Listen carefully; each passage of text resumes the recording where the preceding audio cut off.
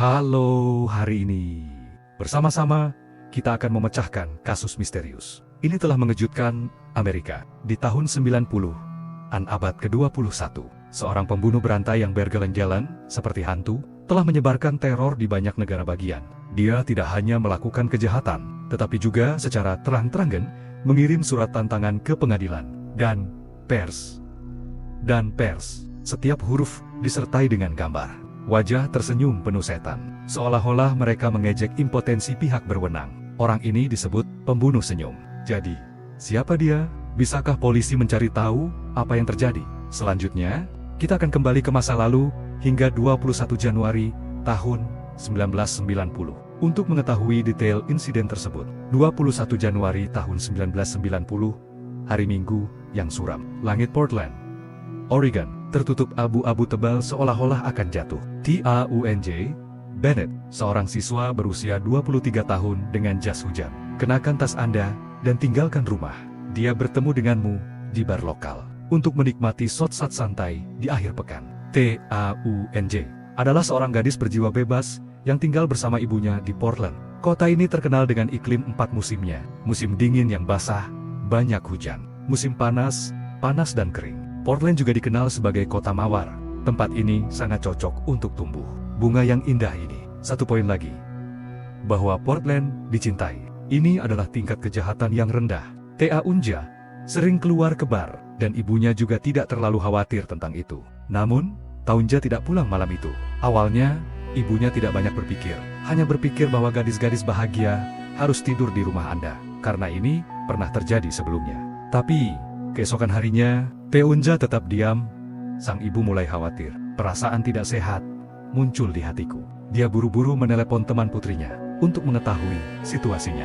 Teman saya mengatakan kepada saya bahwa malam sebelumnya Taunj bermain biliar dengan beberapa pria aneh di bar. Saya bosan, jadi teman saya pergi dulu untuk Taunja untuk melanjutkan kesenangan dengan grup lain. Lalu kemana Taunja pergi?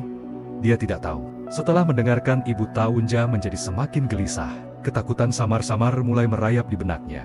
Waktu berlalu, hingga 23 Januari Taunja telah hilang selama 2 hari. Sementara itu, seorang pria sedang mengemudi sepanjang jalan raya dari Ngaray, Kolombia. Tiba-tiba, dia ingin mengatasi kesedihannya. Jadi, menepi ke sisi jalan. Setelah keluar dari mobil, dia terkejut menemukan seorang wanita terbaring tak bergerak di semak terdekat. Matanya berpendar dengan wajah putih. Kau jelas sudah mati. Pemandangan mengerikan itu membuat pria itu mati. Ketika dia kembali tenang, dia segera menelepon polisi. Menerima berita, polisi dengan cepat tiba di tempat kejadian. Perimeter diatur. Otopsi dimulai. Korbannya adalah seorang wanita muda yang mengenakan lengan panjang berwarna merah, jeans, dan sepatu kets. Tangan kanannya ada di lehernya, dan ada ekstrak yang dalam. Hasil otopsi menunjukkan korban memiliki banyak luka di tubuhnya. Ada tanda-tanda pelecehan, dan pelecehan sebelum dia meninggal.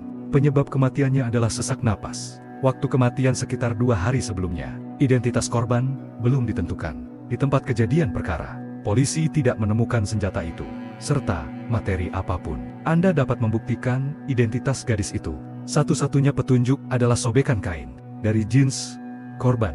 Banyak tanda menunjukkan ini bukan tempat kejadian perkara pertama. Pembunuhnya dibunuh di tempat lain. Kemudian, membawa tubuh ke sini untuk menerbangkan tang. Karena lokasinya tidak ada pengawasan, jadi hampir tidak ada petunjuk yang berguna untuk ditemukan. Penyelidikannya sangat sulit. Insiden itu dilaporkan di media. Polisi meminta orang untuk memberikan informasi.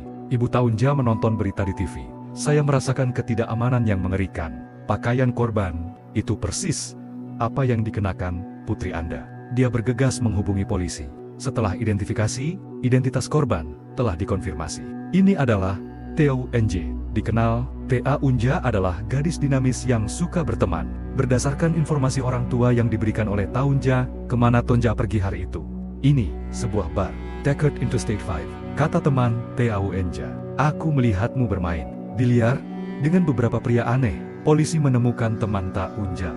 Dia bersaksi bahwa pada malam 21 Januari, 2 orang minum bersama di bar. Sementara itu, beberapa pria datang untuk berkenalan. Undang mereka untuk bermain biliar. Taunja setuju dan temannya bosan dan kembali duluan. Saya tidak menyangka Taeunja akan mengalami sesuatu yang buruk setelah itu.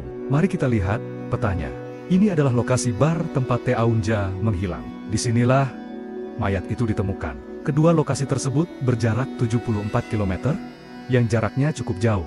Polisi pergi ke bar untuk memeriksa petugas. Seseorang memberitahuku, aku melihat Taeunja meninggalkan bar dengan seorang pria jangkung setelah bermain biliar. Tapi mereka tidak bisa melihat wajah pria itu. Ingatlah bahwa dia sangat tinggi, sekitar 2 meter. Bar tidak memiliki pengawasan. Penyelidikan polisi belum berkembang. Mereka membuat pengumuman publik. Kami berharap mendapatkan petunjuk dari para saksi. Namun, lebih dari seminggu kemudian, polisi belum menerima informasi apapun. Berapa nilainya? 13 hari setelah pembunuhan itu, penyelidikan akhirnya membuat terobosan. Polisi mendapat telepon anonim dari seorang wanita. Dia mengatakan bahwa, aku tahu siapa yang membunuh Taeunja. Namanya John Sosnovsk. Polisi skeptis dengan pernyataan ini. Kami masih menyelidiki John.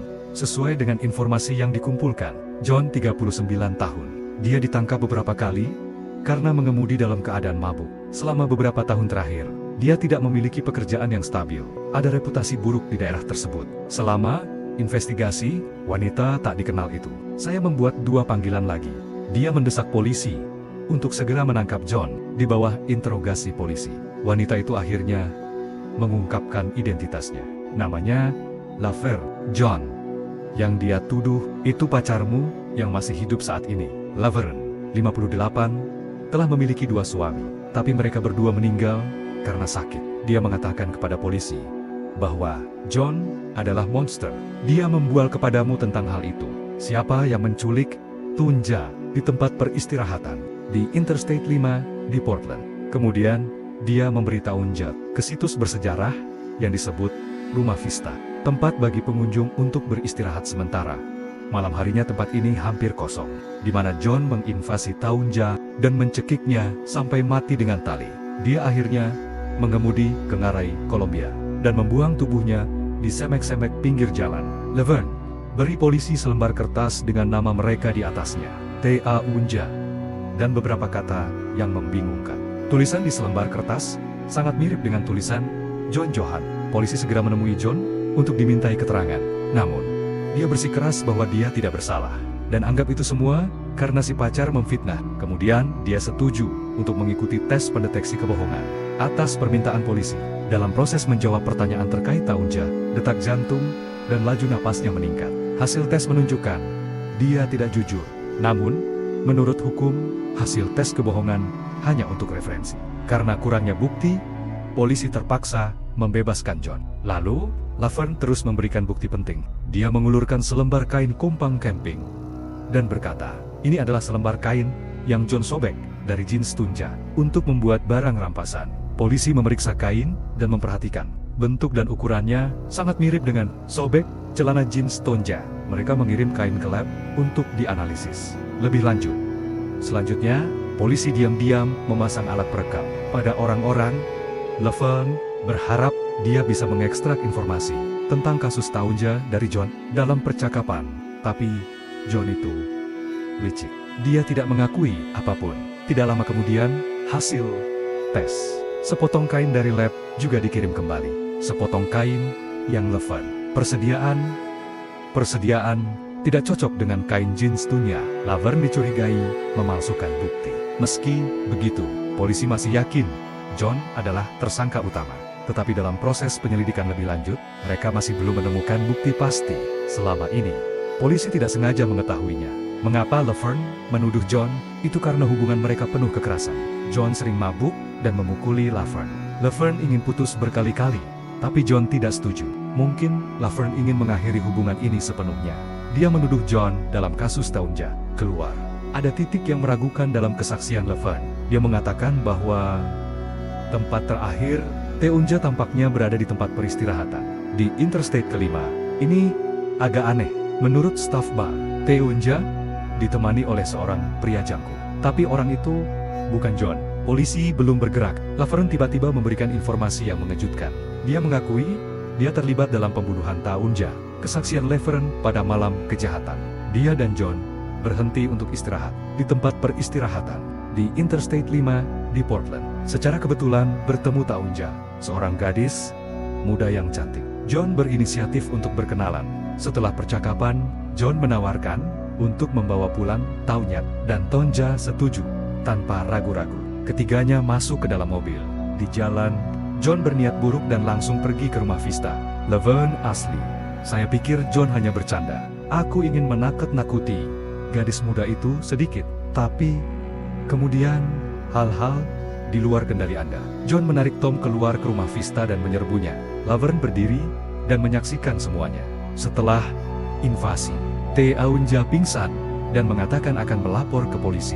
Dengar itu, John marah dan mencekik tunya dengan tali. Laverne berdiri dalam diam. John memerintahkannya untuk mendekat, meminta bantuan, takut dibunuh. Laverne harus mengikutinya sampai Taunja meninggal. Lalu mereka berdua membopong tubuh Taunja dan memasukkannya ke dalam bagasi. Lalu berkendara ke Columbia Canyon, menjatuhkan tubuh di semak-semak di pinggir jalan untuk memverifikasi kesaksian ini. Polisi mengambil Laverne ke tempat mayat Taunja ditemukan dan memintanya untuk menunjuk ke lokasi yang tepat. Hasilnya tidak terduga, Laverne berada di tempat yang tepat. Polisi menangkap Laverne dan pacarnya, John, dengan tuduhan pembunuhan. Polisi menggeledah mobil mereka, tapi tidak ada jejak tunja yang ditemukan. Laverne menjelaskan bahwa mereka menggunakan handuk, membungkus tubuh Taunja, kemudian membuang handuk di pinggir jalan. Tidak ada jejak di dalam mobil. Polisi pergi ke lokasi Laverne untuk melaporkan untuk mencari handuk, tapi tidak ditemukan. Berita tentang penangkapan cepat lan luas sudah banyak diberitakan di media, terutama percakapan di sekitar Laverne, seorang wanita parubaya dengan penampilan yang lembut. Anda dapat melakukan kejahatan keji dengan pacar Anda. 1 tahun setelah kejadian itu, di sidang pra-peradilan, Laverne telah mengaku bersalah dan melaporkan seluruh proses pidana. Kita perlu menambahkan itu. Saat itu, hukum Oregon masih memiliki hukuman mati. Tapi, untuk sidang resmi, Laverne tiba-tiba mengubah kesaksian. Nyatakan diri Anda tidak bersalah. Pembalikan spektakuler ini membuat seluruh dunia dan juri ini luar biasa. Laverne bersaksi bahwa semua pengakuan sebelumnya itu semua dibuat olehnya. Tujuannya adalah menyingkirkan John. Dia mengatakan bahwa John secara teratur menjaminnya. Kau tak tahan lagi. Tidak sengaja. Tonton berita kematian Taunja di TV. Dia punya niat untuk menyalahkan John. Biarkan dia masuk penjara. Dia menelepon polisi dan memberi mereka nama. Sengaja meniru tulisan tangan John untuk memalsukannya. Selembar kertas dengan nama di atasnya, Taunj, dan kata-kata yang membingungkan Kia. Kemudian Laverne tidak merasa cukup yakin. Jadi kami mencoba membuat lebih banyak bukti.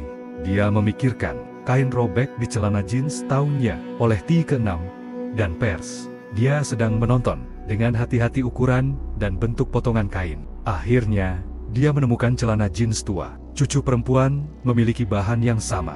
Potong selembar kain dari celana itu dan menyerahkannya ke polisi. Polisi belum menangkap John. Laverne memutuskan untuk mengambil dosisnya. Dia mengaku juga terlibat dalam kasus tersebut. Dia percaya bahwa dengan kesaksian ini, polisi tidak akan bisa mengabaikannya. Tapi, sekarang, saat berdiri di pengadilan dan mempertaruhkan seumur hidup di penjara, Laverne mulai merasa takut dan menyesal. Polisi berpikir, kesaksian Laverne tidak dapat diandalkan. Dia telah mengaku bersalah beberapa kali. Mereka bahkan menunjukkan dengan tepat lokasi di mana mayat itu ditemukan dari korban, bahwa dia tiba-tiba mengubah kesaksiannya. Ini jelas untuk bersembunyi dari dosa, buat kebohongan. Setelah masa percobaan, juri mencapai konsensus. Pengadilan menyatakan Laverne bersalah atas pembunuhan tingkat pertama. Laverne dijatuhi hukuman penjara seumur hidup. Tidak lama setelah sidang John dimulai, dia masih mengeluh. Namun, ketika dia mendengar bahwa pacar Laverne telah dihukum, dia merasa sulit untuk lolos dari hukuman. Jadi John mengikuti saran pengacara itu. Perubahan strategi.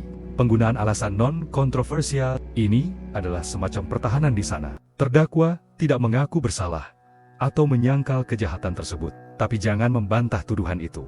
Dalam kasus pidana, pengadilan biasanya tidak berdebat setara dengan mengaku bersalah, tapi itu bisa membantu terdakwa mendapatkan hukuman yang lebih ringan. Polisi setuju dengan perbatasan semacam ini dari John. John akhirnya dijatuhi hukuman penjara seumur hidup, tidak mengemudi selama 15 tahun. Saya beruntung bisa lolos dari hukuman mati, dengan keduanya di penjara.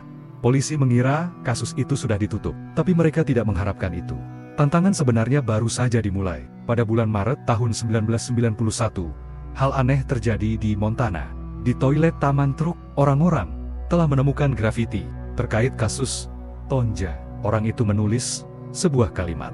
Dia mengaku sebagai pembunuh Tonja. Di sebelah ini adalah gambar wajah tersenyum. Tampaknya mengejek ketidakmampuan polisi. Polisi Montana segera hubungi polisi Oregon.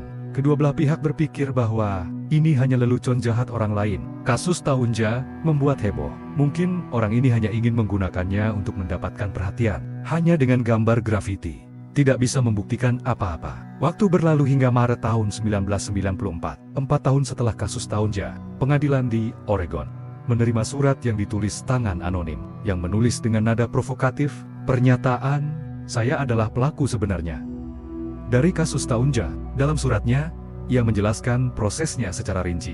Melalui tes tulisan tangan, polisi mengidentifikasi tulisan tangan itu. Dalam surat itu, cocok dengan tulisan di dinding toilet di sebuah taman truk di Montana 3 tahun yang lalu. Surat ini juga diakhiri dengan gambar wajah tersenyum.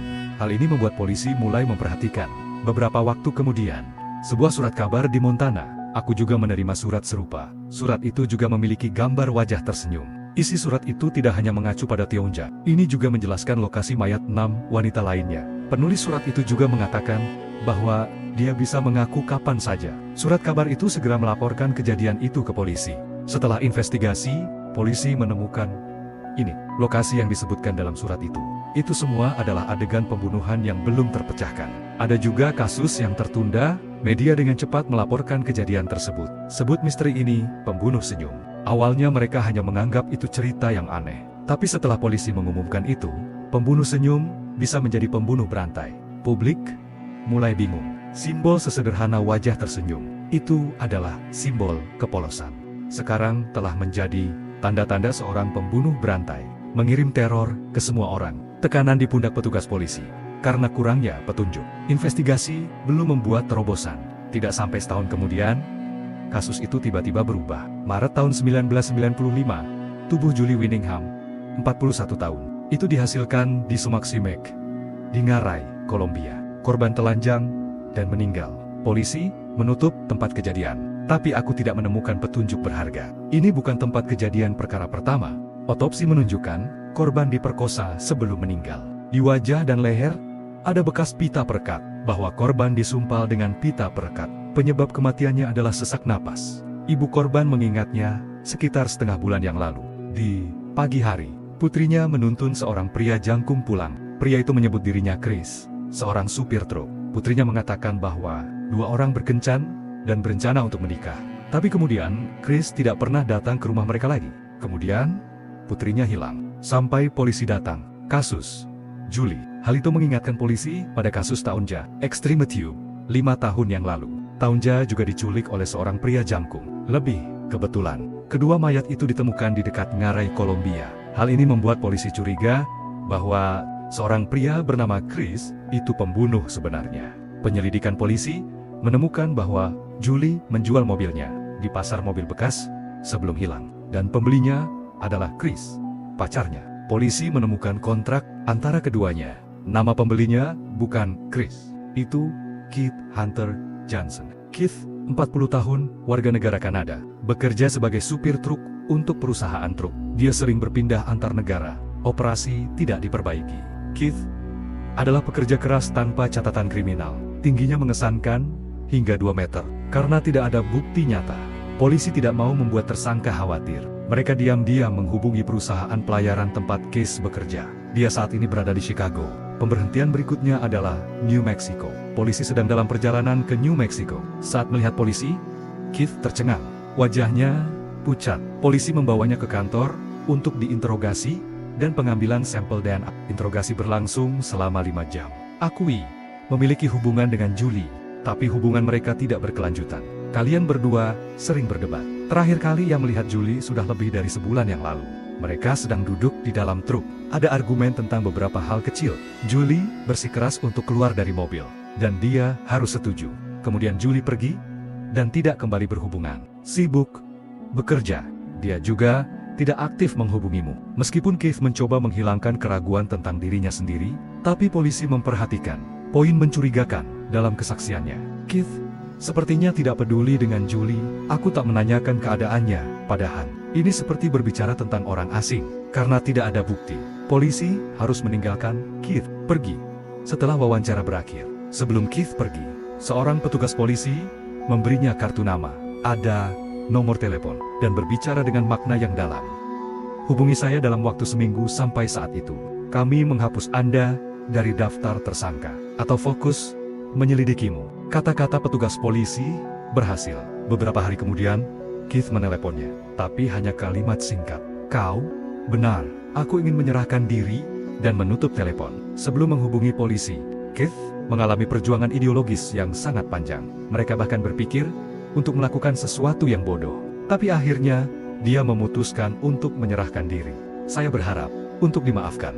Keith belum melaporkan lokasi kejahatan, serta beberapa detail spesifik dari kasus ini. Polisi berpikir, dia bisa saja membunuh Julie di dalam truk. Meski pembunuh Julie telah ditemukan, tapi belum ada kesimpulan. Apakah Keith pembunuh senyum? Atau bukan? Sambil menunggu sidang, polisi menyarankan, Keith, hubungi keluarga Anda untuk melaporkan kejadian tersebut. Jika belum terlambat, mereka juga akan belajar tentang perilaku kriminalnya di televisi. Keith mengatakan itu. Dia menulis surat kepada saudaranya. Mengetahui hal ini, polisi segera menghentikan surat itu. Setelah mempertimbangkan, mereka menemukan bahwa surat itu menyebutkan total 8 korban. Korban pertama adalah Taunja, yang dibunuh pada tahun ke-1990. Korban terakhir adalah Julie. Selain itu, 6 wanita lainnya juga tewas. 6 orang ini adalah orangnya. Si pembunuh tersenyum, disebutkan dalam sebuah surat ke pengadilan dan koran.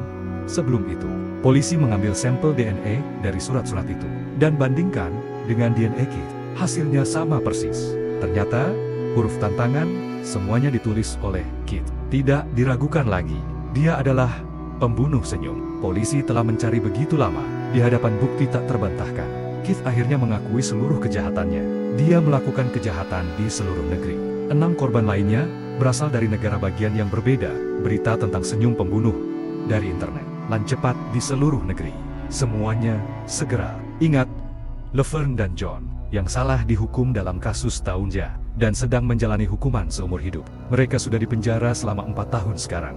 Mereka marah dan menuntut pembebasan mereka. Akhirnya, di bawah tekanan sosial, dan pada Januari tahun 1996, pengadilan membatalkan hukuman terhadap Laverne dan John. Keduanya dibebaskan. Keluarga itu menangis ketika mereka melihatnya lagi. Ketika Anda keluar dari penjara, dia berusia 64 tahun, berambut putih. Saat ditanya reporter di Sao, kau bukan pembunuhnya, yang dapat menunjukkan dengan tepat di mana mayat itu ditemukan. Dari korban, reply, Laverne, aku menemukan semua rincian kasus melalui koran dan televisi. Ketika dibawa ke tempat kejadian, saya bisa melihat ada area semak-semek yang telah dibersihkan. Saya kira disitulah polisi membersihkan untuk melayani investigasi. Jadi saya menunjuk ke daerah itu. Keith, pembunuh yang sebenarnya. Setelah mengaku bersalah, dia mengaku bahwa setelah pembunuhan Taunja, dia memperhatikan perhatian polisi dan media. Ini semua tentang Laverne dan John. Kedua pria ini jelas tidak terkait dengan kasus ini, dan itu mendapatkan begitu banyak perhatian. Sementara dia pembunuh sebenarnya, itu tidak diperhatikan oleh AI. Ini membuatnya merasa tidak puas. Jadi dia melukis grafiti di dinding toilet, tulis surat ke pengadilan dan pers untuk mendapatkan perhatian kembali. Pengakuan ini mencengangkan. Setelah kejahatan itu, dia masih membutuhkan perhatian. Mentalitas sakit ini menakutkan. Jalan dosa Keith. Ini ada hubungannya dengan kehidupan dewasanya. Keith lahir di British Columbia, Kanada. Dia memiliki 2 saudara laki-laki dan 2 saudara perempuan. Ayahnya adalah seorang pecandu alkohol yang kejam, dan ibunya adalah seorang ibu rumah tangga. Dari kecil, Keith diejek oleh saudari-saudaranya karena tubuhnya yang besar. Ayahnya melihatnya sebagai duri di matanya. Dia sering menggunakan kekerasan terhadapnya. Dia adalah satu-satunya anak di keluarga yang dekat dengan ibunya. tumbuh dalam lingkungan keluarga seperti itu. Keith menjadi tertutup dan mencela diri sendiri. Lalu, keluarganya pindah ke Washington karena bodinya terlalu besar. Keith tidak bisa berteman. Di sekolah, dia diejek oleh teman-temannya. Mereka memberinya julukan Igor untuk menggelok-golok penampilannya yang aneh. Secara bertahap, Keith mulai cenderung menyiksa hewan. Dia suka memasukkan 2 hewan kecil ke dalam sangkar. Saksikan mereka bertarung sampai mati. Ayahnya tidak hanya tidak menghentikannya, tapi juga bertepuk tangan. Pada usia 10 tahun, Keith mengenal seorang anak laki-laki bernama Martin. Ini juga satu-satunya temannya. Kalian berdua sering main-main. Martin adalah anak yang nakal, selalu bermain trik dan menyalahkan Keith. Jadi kalian berdua terus-menerus bertengkar. Keith berusia 10 tahun dan mengancam akan membunuh Martin. Setahun kemudian, saya pergi berenang. Keith mengambil kesempatan untuk mendorong kepala Martin ke dalam air. Tidak peduli bagaimana Martin berjuang, Keith tidak melepaskannya. Sampai tim penyelamat melihat mereka dan menarik mereka keluar untuk menghindari tragedi. Hal-hal ini dapat dilihat sejak usia dini. Keith telah mengungkapkan kepribadian yang agresif. Dia suka mengendalikan orang lain dengan cara yang tidak biasa. Dalam proses berbicara dengan polisi, Keith mengartikulasikan, tampaknya tidak mencela diri sendiri. Dia menatap mata polisi, terkadang bercanda. Keith mengatakan kepada polisi bahwa dia berusia 14 tahun. Dia diperkosa oleh seorang kenalannya, tapi dia tidak berani mengatakan ra, karena takut tidak ada yang mempercayainya. Setelah lulus SMA, Keith cepat menikah dan memiliki 3 anak dengan istrinya. Untuk memberi makan keluarganya, dia seorang supir truk. Saya pikir hidup akan berjalan lancar. Ada keraguan. Seorang wanita aneh menelepon istrinya. Istrinya mencurigainya berselingkuh. Hubungan pasangan itu menjadi tegang. Pada tahun 1992, ia menceraikan ketiga anaknya yang tinggal bersama ibunya. Keith terus mengemudikan truk, berkeliaran di seluruh negeri. Dia segera menyadari bahwa pekerjaan ini adalah penutup yang sempurna untuk kejahatannya. Tidak ada lagi ikatan keluarga. Dia mulai melepaskan dirinya.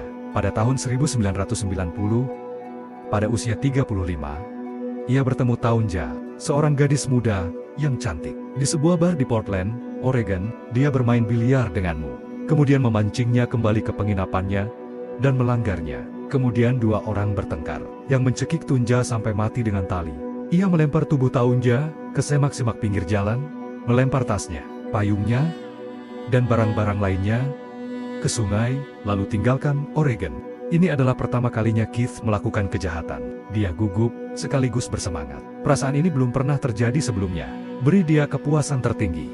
Tidak lama kemudian, Keith menonton berita di TV dan mengetahui bahwa tubuh Taunja telah ditemukan. Tapi, yang mengejutkannya, tersangka bukan dia. Ini membuatnya merasa sedih. Jelas, dia pembunuhnya. Tapi biarkan orang lain mengambil semua kemuliaan. Dia berada di Montana saat itu. Jadi saya melukis grafiti di dinding toilet untuk mencoba menarik perhatian. Tapi polisi tidak peduli. Semakin dia berpikir, semakin dia marah. 2 surat lagi untuk pengadilan dan pers. Terlampir menurut gambar wajah tersenyum untuk mengejek ketidakberdayaan mereka. Setelah pembunuhan pertama, itu menjadi lebih berani. Di tahun depan, dia kemudian membunuh 6 wanita lainnya. Washington, California, Florida, dengan trik yang sama. Korbannya adalah orang-orang yang tinggal di pinggiran masyarakat. Kebanyakan dari mereka adalah pelacur yang tidak tertarik dengan AI. Jadi, meskipun mereka hilang, itu tidak mendapatkan banyak perhatian. Sampai 1995 ketika tubuh Julie, korban terakhir, ditemukan. Polisi mencurigai Keith dari tahun 1990 hingga ke 1995. Dalam waktu 5 tahun, Keith membunuh total 8 wanita. Dia tahu itu. Cepat atau lambat, polisi akan menemukan saya. Dan dia siap untuk itu. Tapi, dia tidak menyesali perbuatannya. Karena itu memberinya rasa pencapaian. Sekarang, nama si pembunuh tersenyum. Telah dikenal luas. Semua orang tahu tentang dia. Itu yang dia inginkan. 5 tahun setelah kasus itu, Keith telah dicoba di beberapa negara bagian yang berbeda. Dia akhirnya dijatuhi hukuman 4 hukuman seumur hidup dan ditahan di penjara negara Oregon. Selama hukumannya, Keith memberikan wawancara kepada seorang reporter. Ini luar biasa. Keith memberitahu reporter bahwa dia adalah membunuh 160 orang. Namun, karena tidak ada bukti, keaslian kesaksian ini belum diverifikasi. Banyak orang berpikir dia melebel-lebihkan kebenaran. Dia jelas ingin menarik perhatian publik. Ini sangat tepat. Dengan kepribadiannya yang menarik perhatian. Kisah senyum pembunuh Keith. Ini adalah akhir dari orang buangan. Orang buangan. Keith telah menjadi monster, menabur horor kepada masyarakat. Perjalanan kriminalnya. Ini adalah pengingat sisi gelap umat manusia, dengan konsekuensi kekerasan dalam rumah tangga dan ketidakpedulian sosial. Kasus ini juga menunjukkan pentingnya investigasi teliti untuk menghindari orang yang tidak bersalah dianiaya, seperti dalam kasus Laverne dan John. Meskipun Keith dihukum dengan benar, tapi sakitnya apa yang dia lakukan pada para korban dan keluarga mereka itu akan bertahan selamanya. Kisah pembunuh yang tersenyum. Ini banyak pemikiran tentang sifat manusia, tentang keadilan, dan tentang tragedi kehidupan. Kisah hari ini berakhir di sini, dan sampai jumpa di cerita-cerita selanjutnya. Halo.